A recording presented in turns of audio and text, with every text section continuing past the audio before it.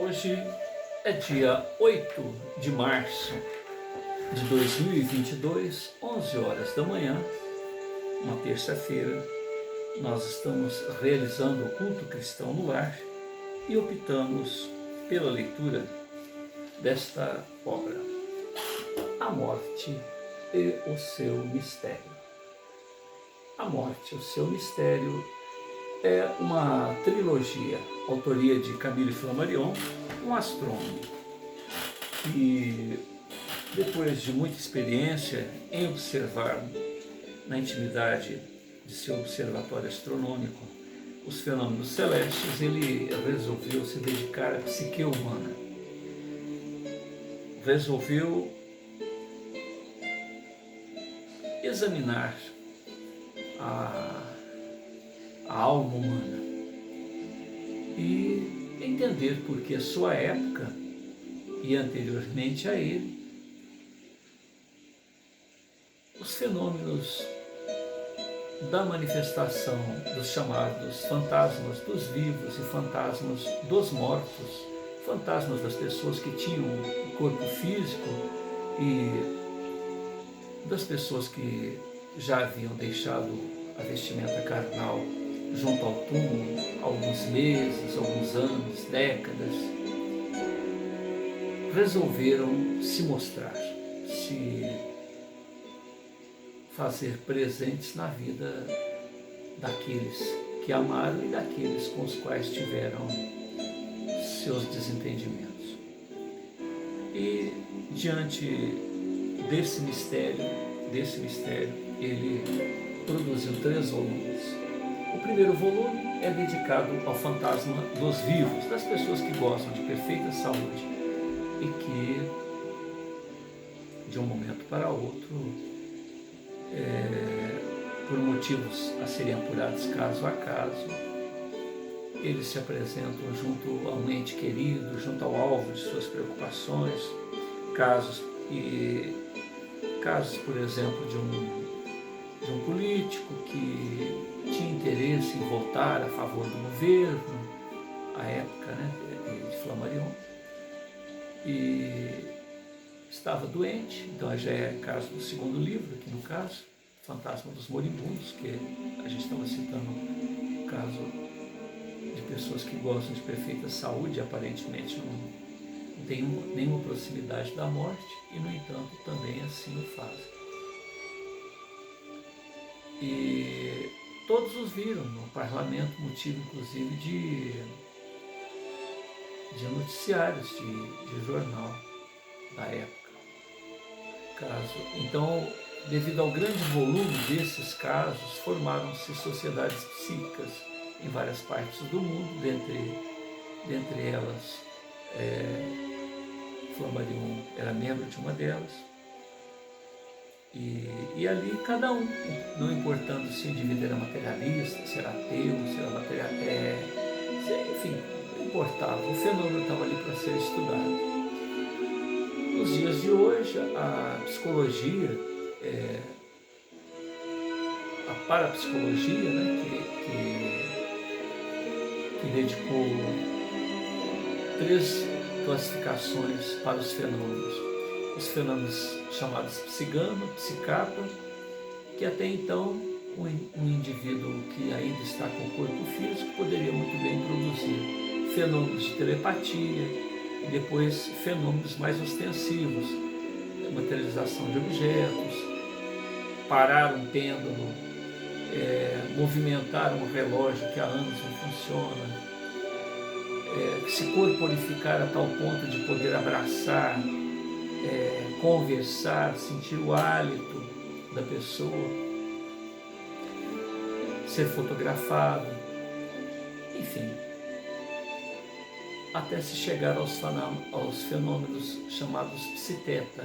Psiteta devido ao termo thanatos, morte, aonde indivíduos que já não têm mais o corpo físico, e, no entanto, a semelhança do fantasma dos vivos, também hão os fantasmas dos mortos. A mesma época de Camille Flammarion, Gustave Gelée, Ernesto Bozano, Alexandre Exakov e tantos outros também se debruçaram sobre o tema. Albert de Rochas, que escreveu temas tipo levitação, né? E muitos deles se dedicaram ao estudo desses fenômenos chamados paranormais, envolvendo iogues, que controlam a temperatura do corpo, os batimentos cardíacos, movimentos autômatos do organismo, chegando até o ponto de serem enterrados por seus discípulos e com data e hora aprazada, né, para eles reassumirem o organismo. Fica ali a caso até de indivíduo que ficou há mês enterrado. Foi enrolado num pano, colocado num buraco, jogado terra em cima. Um mês depois está lá o discípulo dele cavando, retirando o mestre da sua cova, e ele reassume o organismo outra vez. E com isso, os imortais, aqueles que já deixaram o corpo físico, também assim o fazem.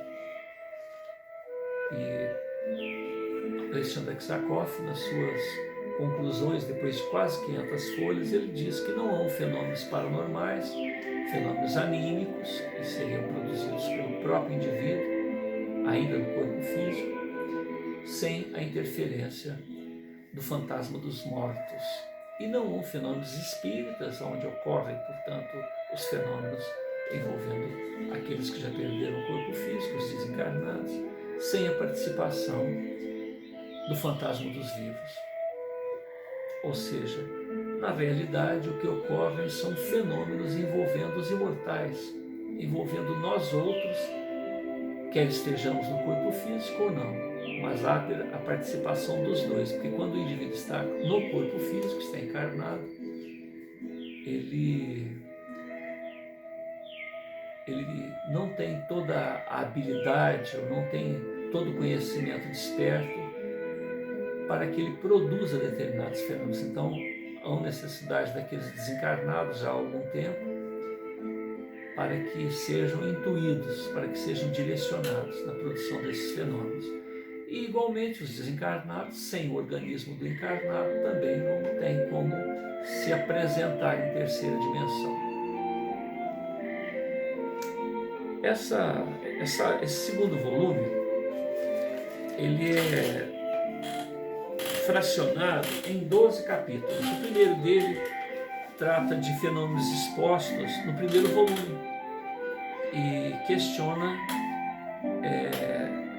se ali, devido às 400 folhas, às 400 laudas, se ali o leitor conseguiu vislumbrar, sentir, perceber irrefutavelmente a existência do ser imortal, né? No segundo item, as duplas de vivos. As duplas de vivos seria o que a gente já disse. O indivíduo se forma um duplo de si próprio e vai se manifestar em vários locais, de acordo com o seu interesse, com a sua necessidade.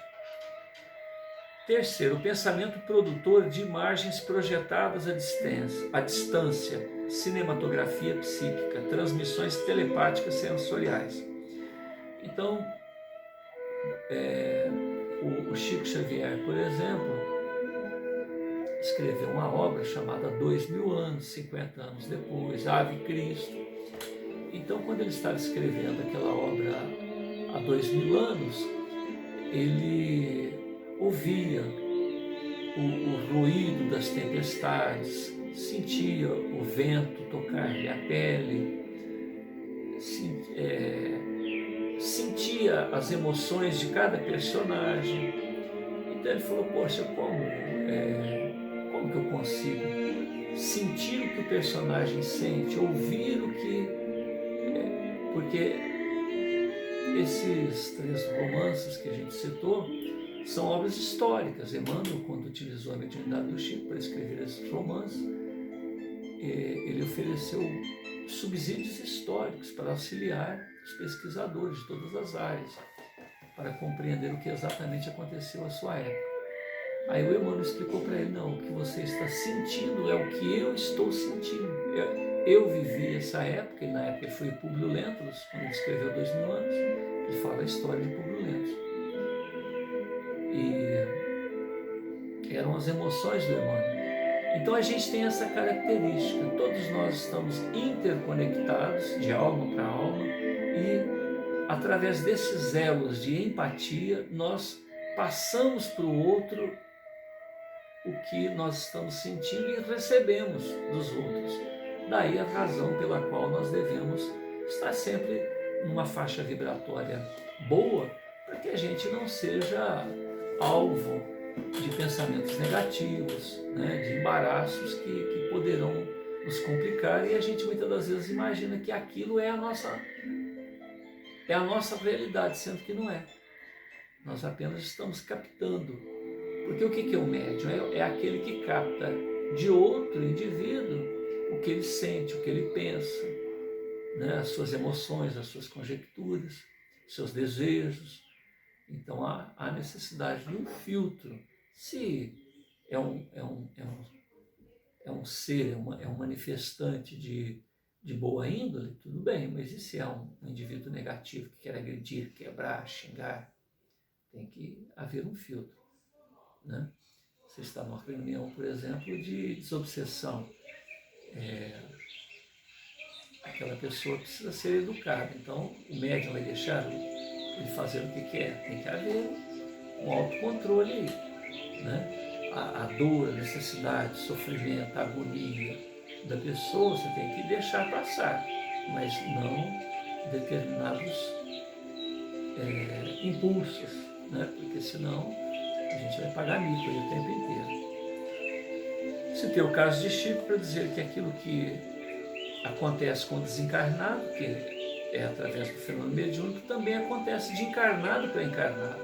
O médium também é um paranormal. Aliás, somos antes paranormais, percebendo as realidades uns dos outros, para aí compreendermos os fenômenos paranormais, os fenômenos mediúnicos. Porque se nós, à medida que nos apercebermos de nós mesmos, tomarmos ciência daquilo que nós temos, daquilo que nós somos, em potencial intelectual, emocional, espiritual, a gente pode separar quando vem uma influência externa. Eu não sou tão bom assim, né? O indivíduo que vem se aproximar da gente, quer encarnado ou desencarnado, é melhor do que a gente. Poxa, eu gostaria de alcançar o que me faz sentir aqui agora. Ou eu não sou tão mal quando um indivíduo que tem determinadas tendências, determinados pensamentos, e a gente imagina que é a gente que está percebendo ou sentindo aquilo, e na realidade é apenas os laços. E igualmente nós nos ligamos a Deus. Então estamos todos interconectados. Sejais um em mim, assim como eu sou um no Pai. Né? Olha, Jesus pedindo uma ligação direta, um canal direto junto ao coração dele, assim como ele o é no coração do Altíssimo. Né? Aparições de moribundos antes da morte, é o item 4. Ou seja, o indivíduo, mais das vezes, estando próximo à perda do corpo físico, há às vezes uma necessidade, conversas mal acabadas, uma preocupação que a pessoa tem com o filho, com o marido, com o irmão, então ele vai se fazer presente. E depois é confirmado. Né? Então vários casos são citados nessa segunda obra, assim como no trabalho de Alexandre Aksakov, Animismo, Espiritismo. Vistas de cenas de moribundos à distância. Então aí nós já temos a visão do perceptor, aquele que percebe, aquele que é o alvo da manifestação daquele indivíduo que se desdobra em duplo para ir lá. Então você vê a cena envolvendo aquela pessoa. Então o ponto de vista daquele que aparições de moribundos, tal, quer dizer, também no campo da percepção, né, do receptor, o ponto de vista daquele que percebe. vistas de cenas de moribundos e de mortos à distância, audição de mesma hora. Então todos os sentidos que nós temos, os 5 sentidos e outros, né, se afloram neste momento e nós percebemos, ouvimos, sentimos o que aquela pessoa está dirigindo para a gente. Advertências diversas precedendo a morte ou anunciando previsões pessoais de mortes em datas fixas, intersinais. Muitas das vezes o indivíduo está morrendo e informa: estou morrendo, ou vou morrer. Então ele dá uma data, daqui uma semana, tal, né? Tem um aqui que avisou uma semana antes, outro avisou no outro dia. Amanhã, tal hora, eu me vou. O outro informa que era uma segunda-feira, que no sábado ele iria partir. E ali foi na presença de médicos que foram chamados, que começaram a acompanhá-lo 1 ou 2 dias antes, na presença de um confessor que deu lá a extrema-unção para ele, e ele gozava de perfeita saúde. Então, ele se manifestou a terceiro, a um parente, dizendo que iria morrer. Depois ele voltou a si, né, estava ali normal, e avisando que também queria morrer. E disse até a hora. E conversou, até nos últimos minutos, de repente deitou, morreu. Mas morreu de uma maneira tão suave que as pessoas acharam até que ele estava fazendo um teatrinho. Foi ver, realmente tinha se ido, né? Mortes anunciadas por meio de pancadas, fenômenos de efeito físico, a eletricidade e a faísca.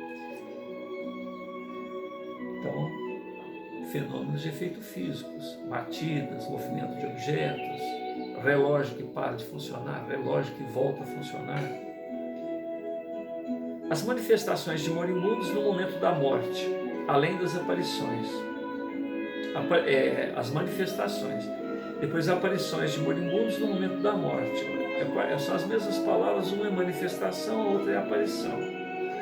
Ondas e vibrações etéreas. Vários pensamentos escolhidos durante o decorrer dos capítulos. Eu não vou citar os autores para dar mais fluência. Tenhamos olhos de ver, tenhamos espírito de julgar. O objetivo da meditação qual que é? Meditar é prestar atenção, é observar sem julgamento. É como se estivesse sentado à beira de um rio e visse os calhaus passando, e você vai olhando aquilo, olhando, atento ao que está acontecendo, presente ao que está acontecendo. Então a meditação, ela visa fazer com que em qualquer circunstância da vida nós estejamos observando o que está acontecendo sem julgamento, observando, colhendo informações. É como se fosse uma filmadora que está ali registrando tudo sem entrar no mérito. Então, a meditação nos faz estar presentes o tempo todo no que nós estamos fazendo, independentemente das distrações. O mundo marcha. Ad veliatem per scientiam. O mundo marcha, tudo segue à frente.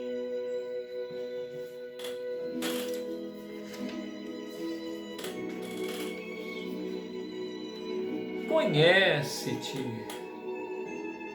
a ti mesmo. Apenas o necessário, apenas o suficiente. Conhece-te a ti mesmo. Apenas o suficiente. São 2 frases encontradas no Santuário de Delfos.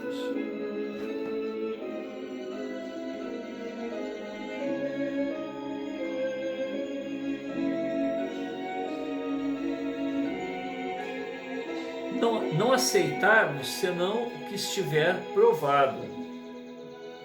Quod gratis affirmatus.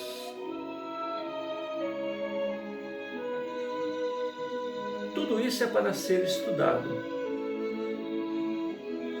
Não aceitar senão o que estiver provado. Quod gratis affirmatur, gratis negatur.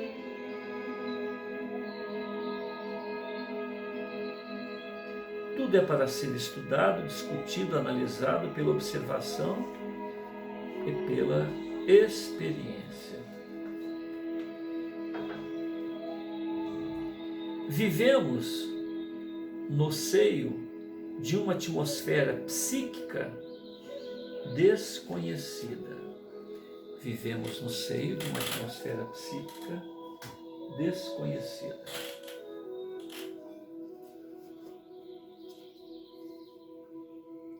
A palavra sobrenatural aplicada a um fato é um absurdo. A palavra sobrenatural aplicada a um fato é um absurdo. Tudo é decorrência de leis naturais desconhecidas. Porque a palavra sobrenatural significa uma derrogação da lei do Altíssimo.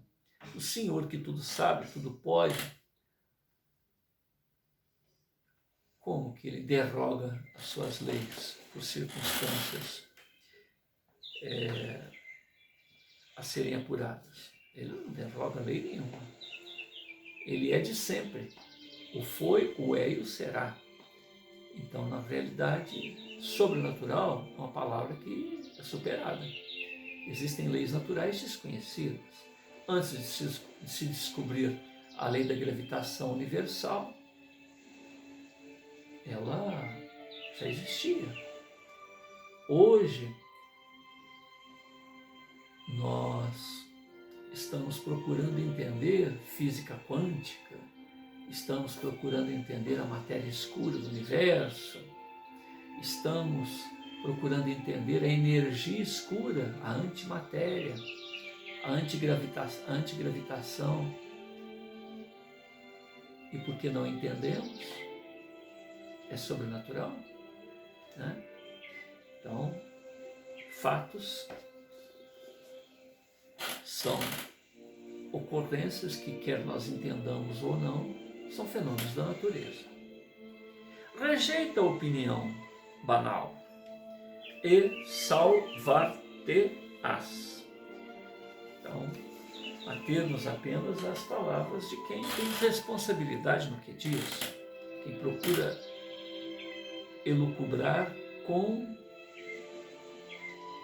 lealdade. Devemos examinar tudo sem opinião preconcebida e com mais severo método. Devemos observar tudo sem opinião preconcebida e com mais severo método. O problema dos dogmas é justamente esse, né? É você ter determinadas opiniões que nos impedem de observarmos a vida e aprendermos com os fatos que nos mostram que estamos diante de um desafio à nossa compreensão.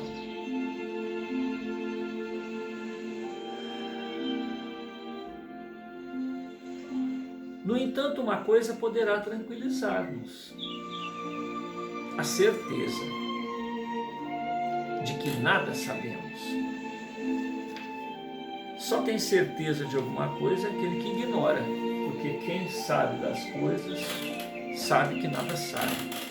Aliás, isso foi motivo de questionamento por Sócrates. Uma vez perguntaram ao santuário de Delfos quem era a pessoa mais inteligente à época, né, na Grécia. E Epitoniza respondeu: Sócrates. Então as pessoas foram lá procurá-lo e falaram: certamente eu o sou, porque até o momento eu sou o único que sabe nada sabe, né? Tudo que ele conhece não é nada, não representa nada diante da grandeza do que é os fenômenos da vida, os fatos da vida. E as pessoas se arvoraram em ser doutores, experts, pessoas com respostas prontas.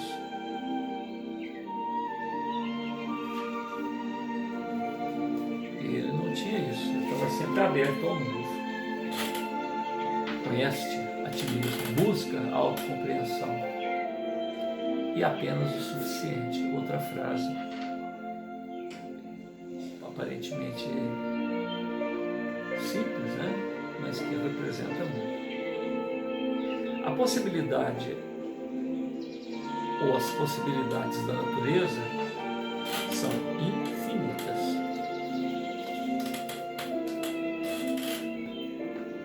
O que sabemos pouco é o que ignoramos de imenso. É aquilo que a gente disse do Sócrates, né? O que sabemos pouco é o que ignoramos de imenso.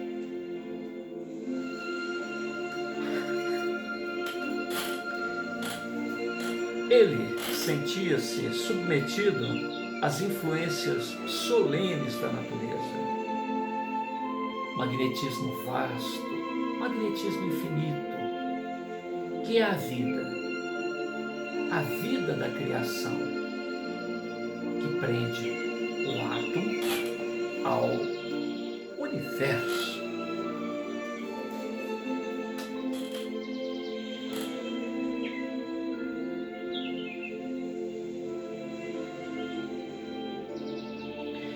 Publiquei há bastante tempo, em 1904, um pequeno livro, Caprichos da Faísca. Então, quando se trata desses movimentos de efeito físico, né, muito intensos, ele tentou explicá-los através desta obra, Os Caprichos da Faísca, que está todo esmaltado de fenômenos curiosos. Por exemplo, objetos deslocados sem que lhe haja tocado, na página 287 desse livro. Quadros arrancados das paredes, página 219. Uma porta de moldura tirada para longe, página 221, obra Caprichos da Faísca. Uma cômoda partida em pedaços, página 29, Caprichos da Faísca. Chaves tiradas das fechaduras, página 222. Chaves tiradas de uma porta e escondidas debaixo de um tamanco, página 218. Campainhas sacudidas, aquelas sinetazinhas, né, na época. Página 302, 203, e 281. Relógio parado, regulador desacolchetado, página 209. Relógios que estavam parados, postos a funcionar, postos a trabalhar, página 196. Relógios magnetizados, página 209. Velas, bicos de gás, lembrando que na época era candeeiro, eram velas, eram bicos de gás. Eletricidade, que estava começando, acessos acesos ou apagados. Então, velas, bicos de gás, eletricidades acesos ou apagados, página 219, 226. Espelho despregado e posto delicadamente no chão. Quer dizer, a faísca arranca um quadro da parede e coloca ele delicadamente no chão. Página 24. Pedras tiradas de uma lareira, quer dizer, pedras quentes, dentro de uma lareira e postas de cada lado de uma criança adormecida, colocada de um jeito que não feriu a criança. Página 137. 3 crianças deitadas, estava deitada em um berço, foram atiradas, lançadas através de uma janela fora da casa e colocadas delicadamente lá, ao passo que o leito em que estavam foi partido em 1000 pedaços, página 216.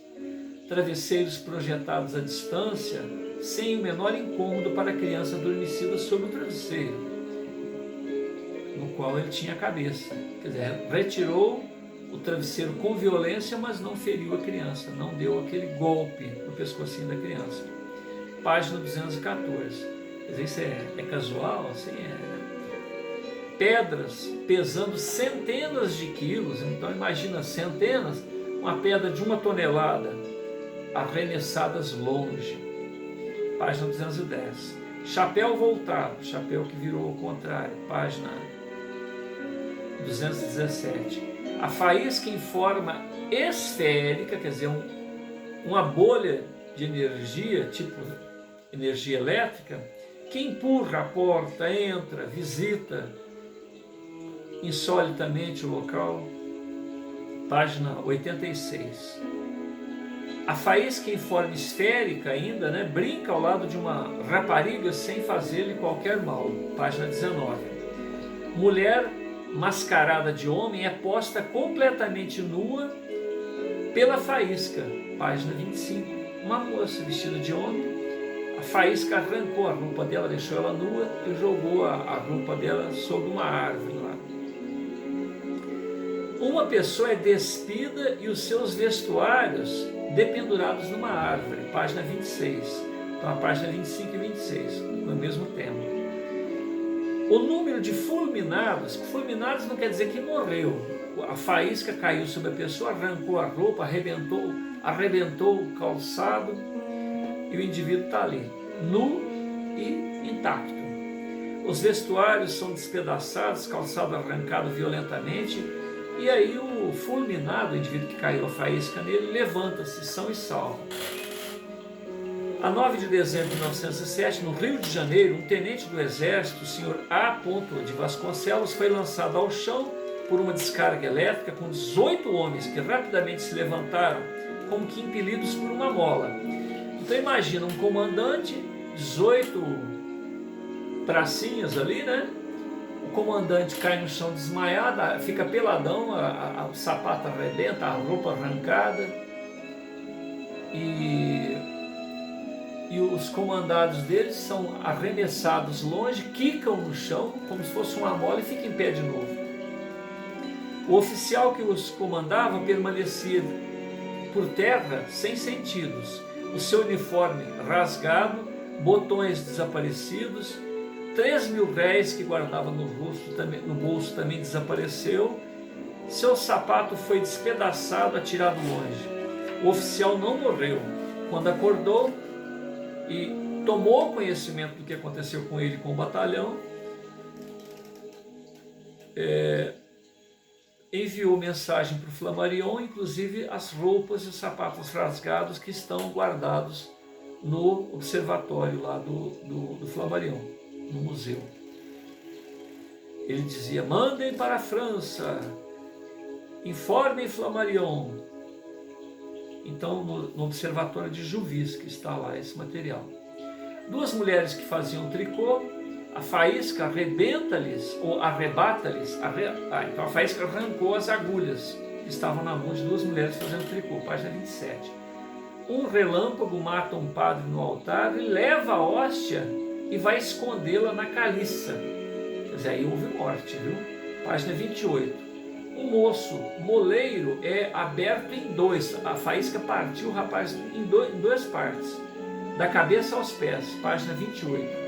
A coronha de uma espingarda é arrancada, levada para o compartimento próximo. Página 219.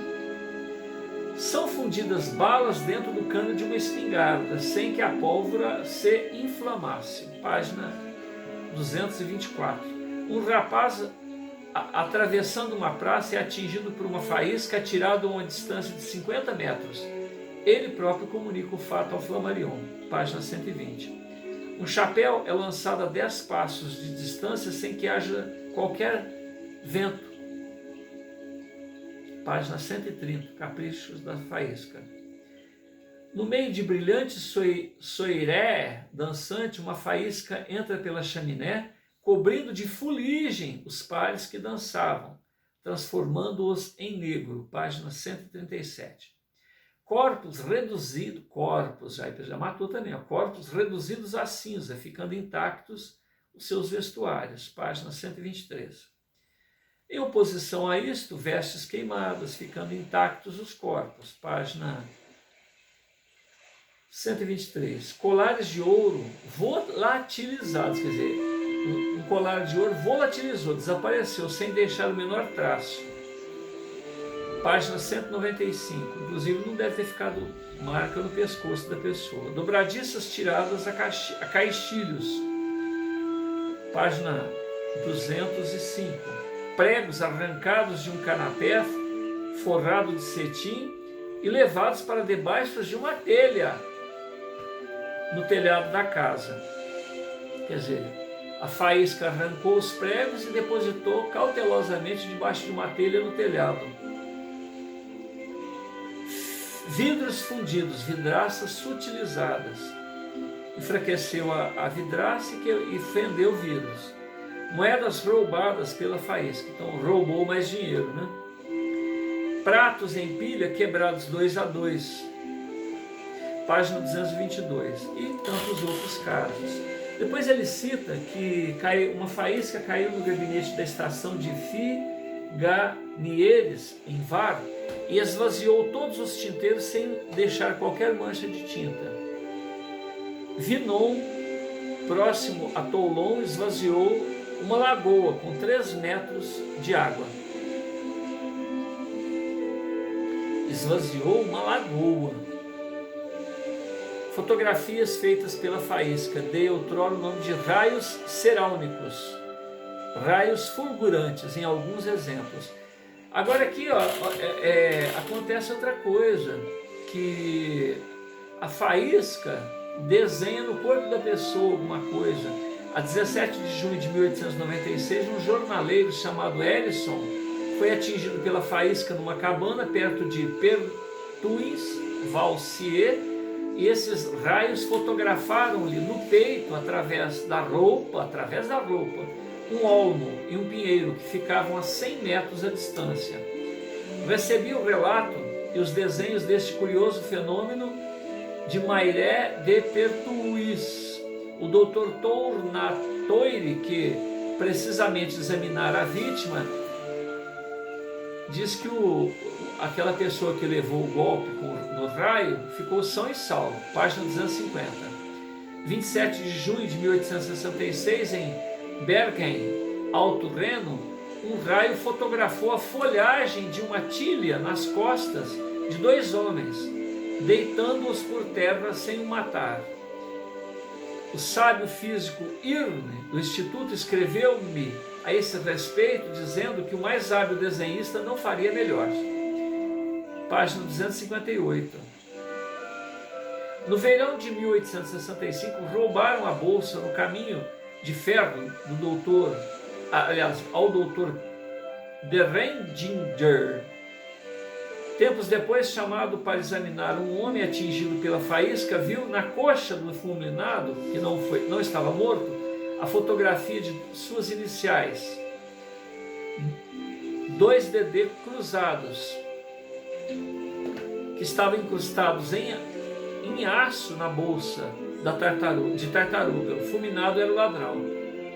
Página 266. Então, um médico teve uma bolsa roubada, havia 2 DDzinhos, 2 letrinhas D na sua bolsa, em forma de tartaruga. E o ladrão que pegou aquele material estava fugindo, caiu uma faísca nele, ficou marcado na coxa dele o desenho que tinha na bolsa que ele furtou.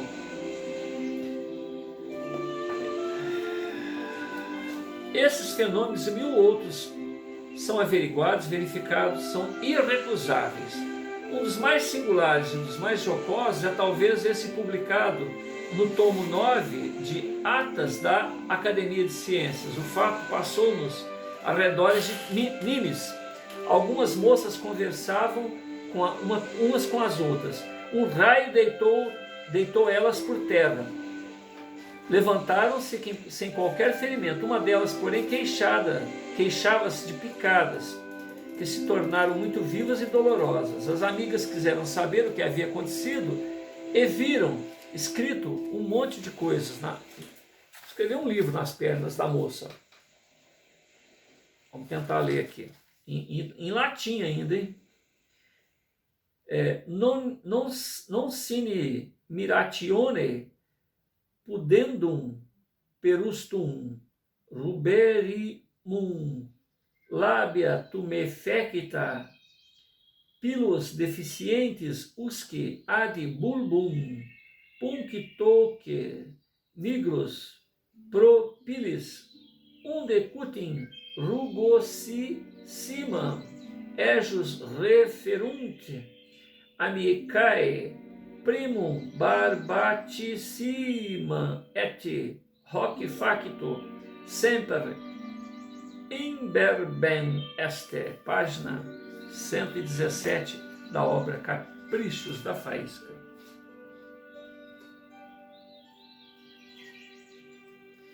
Continuando os pensamentos encontrados na obra. O tempo, esta imagem móvel da imóvel eternidade. O tempo, esta imagem móvel da imóvel eternidade.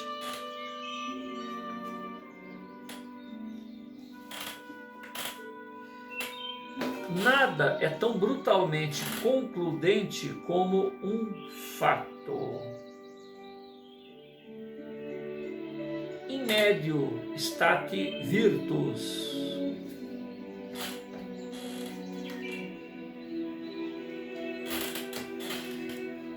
A morte não é mais do que uma das horas do nosso quadrante. E nosso quadrante deve girar eternamente. A morte não é mais do que uma das horas de nosso quadrante, e o nosso quadrante deve girar eternamente. Que variedade imensa todas essas manifestações. No entanto, como se pode prever, muitas delas se parecem. O caso da senhora Ferretti de Juvisy, na obra Desconhecida, encontra-se aproximadamente igual ao na obra Os Dados Obscuros da Natureza, da senhorita Crowell, capítulo 6, Des Vrijts, página 179, que diz o seguinte: em uma certa senhora H que vivia em Limerick, havia alguns anos, uma criada que estimava muito, a senhora Nelly, que raramente pedia para sair, o que sua ama lhe concedia da melhor vontade. Uma vez solicitou licença para ir à feira, a algumas milhas de distância, mas o Sr. H declarou à sua mulher que não poderia dispensar a serva nesse dia, porque convidara pessoas para jantar e só nele se podia confiar as chaves da adega. Acrescentou que seus negócios não lhe permitiam reentrar em casa a tempo de ele mesmo ir buscar o vinho. A senhora H, não querendo contrariar Nelly, a qual dera o consentimento por ela solicitado, afirmou ao seu marido que se encarregaria de ir buscar o vinho à adega no dia em questão. Nelly partiu de manhã muito alegre, dando a sua palavra de que voltaria à tarde, se lhe fosse possível, ou mais tardar na manhã seguinte. O dia passou sem qualquer incidente, ninguém pensou mais na criada. No momento em que foi necessário buscar o vinho, a senhora H pegou a chave, dirigiu-se para a porta da adega, seguida de uma serva que levava um cesto para as garrafas. Tinha apenas começado a descer os degraus quando soltou um grande grito, perdendo os sentidos. Conduziram-na para o leito e a rapariga que lhe acompanhava contou aos outros criados, tomada de pânico, que havia visto Nelly Anson ao fundo da escada inteiramente molhada. Quando o Sr. H chegou, repetiram-se as histórias. Ela ralhou com a serva pelas tolices que dissera ele, né? A senhora H, tratada convenientemente, voltou a si, abriu os olhos, suspirou profundamente e exclamou: "Oh, Nelly Anlon!" Em seguida confirmou que a criada dissera. Tinha visto Nelly ao fundo da escada da adega toda encharcada de água, como se saísse de um banho. O Sr. H empregou os maiores esforços para provar a sua mulher que tudo aquilo não passava de uma ilusão, mas a sua prova foi em vão, mas a sua tentativa foi em vão. Neli, asseverou ele, estará em breve de volta, e há de rir de ti. No entanto, a senhora H ficou convencida de que a serva tinha morrido. Veio a noite, surgiu a manhã do dia seguinte, sem que houvesse notícias de Neli. Passaram-se 2 a 3 dias, mas procuraram informações, vindo a saber que ela havia sido vista na feira, partindo à tarde no caminho de casa. Nada mais sabia a respeito de Neli. As investigações levaram, enfim, à descoberta do cadáver da criada na ribeira, mas nunca se soube como aquela catástrofe ocorreu. Essa visão, que não oferece qualquer dúvida, deve ter se produzido depois da morte, pois que a vítima fora vista por 2 testemunhas, encharcada de água. Visão certamente imediata ao acidente, que teria dado à tarde. Não tentarei ou não procurarei explicá-la, como não expliquei a da senhora Ferrati. Vendo a sua adega, o cadáver de seu primo, morto em Crimeia, no mesmo dia durante a guerra de 1855. Não podemos resolver o problema dessas visões, mas somos obrigados a admiti-las. Constituem elementos de uma ciência nova.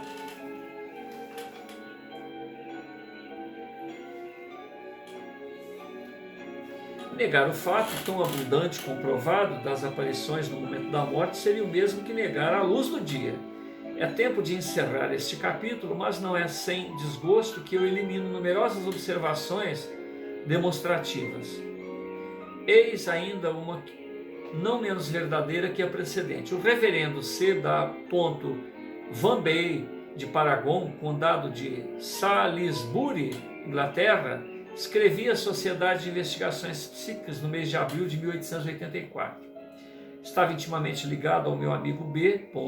Antes de ele deixar a Inglaterra para ser nomeado professor de matemática no Colégio Elizabeth, em Guernesey. Volvidos 2 anos, pouco mais, pouco menos, aceitei o cargo temporário desta ilha e reatei as relações com meu amigo de outros tempos. Passava quase cotidianamente uma parte de minhas horas convivendo com ele. Quando regressei à Inglaterra, ficamos a corresponder-nos regularmente. Na última carta que dele recebi, falava-me da sua saúde, dizendo que passava excepcionalmente bem. Certa manhã, causei uma viva comoção à minha mulher ao afirmar-lhe que meu amigo morrera e que me apareceu durante a noite. Ela procurou suavizar meu desgosto, sugerindo-me que se tratava de uma ilusão devido ao meu estado de saúde. Eu estivera doente durante algum tempo. Passados alguns dias, recebi uma carta tarjada de luto e com o carimbo de Guernesey. Nessa carta, a senhora B. dizia-me que seu marido falecera ao cabo de uma enfermidade, que durara algumas horas somente e que lhe tinha falado de mim com ansiedade. Esta morte ocorrera na noite em que ele me aparecera. O inquérito aberto pela Sociedade Psíquica estabeleceu que a senhora Van Bay conserva a recordação exata daquilo que seu marido dissera nesta manhã. Falta um pedacinho ainda, mas nós vamos continuar na próxima leitura. Há um pensamento socrático que precede esta obra, muito interessante. Ninguém sabe o que é a morte, nem se ela será o maior dos benefícios para o homem. Apesar disso, tememo-la como se fora o pior de todos os males. Atenienses, acabais de me condenar à morte. A voz divina que nunca deixou de fazer-se ouvir por mim, durante todo o curso de minha vida, manteve-se hoje silenciosa, e não me defendi, portanto, das acusações e da sanção a mim imposta. É porque o que se me sucede é um bem.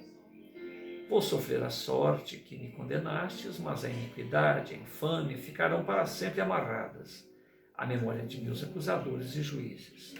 submeto-me deste modo, e uma vez que acredito que as coisas deveriam se passar, no meu entender, tudo acontece para o melhor. Quando a morte se aproxima do homem, tal qual se aproxima de mim mesmo, ou de mim próprio, o que nele existe de mortal desagrega-se, entrega-se aos braços da natureza. O que nele há de imortal, de incorruptível, retira-se intacto.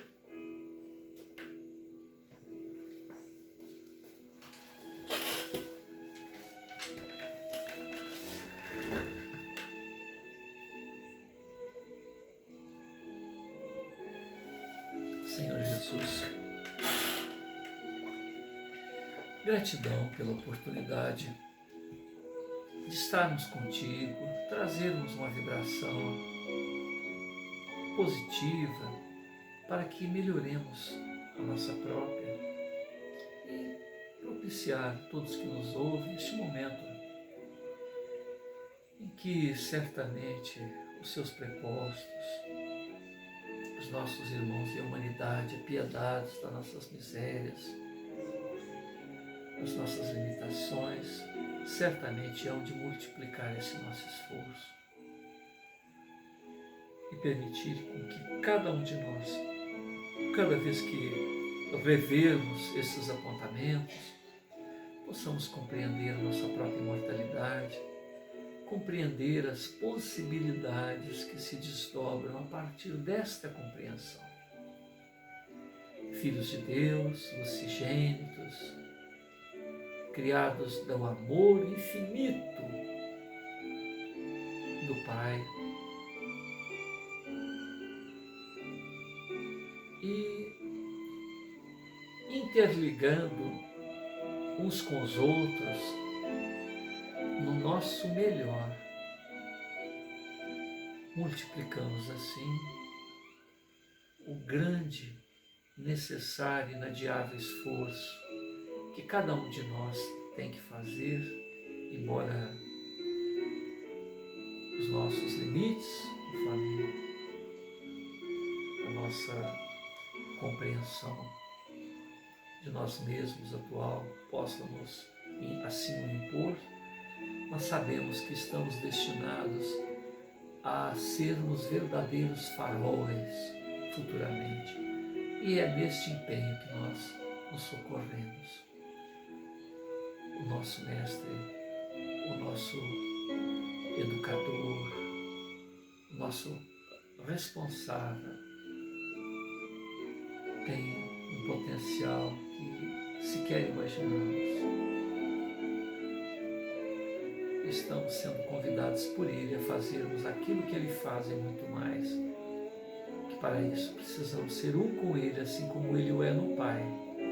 E se nós podemos hoje, na nossa insignificância, sermos um com Ele, imaginemos quando estivermos mais sintonizados, mais firmados nesta maneira de ser, que é a política do amor, que é a vivência do amor, sincero, puro, atendo-nos no nosso melhor e oferecendo a todos os nossos irmãos de humanidade que também sintonizem no seu próprio melhor, para que possamos melhorar as condições de nosso chão da terra.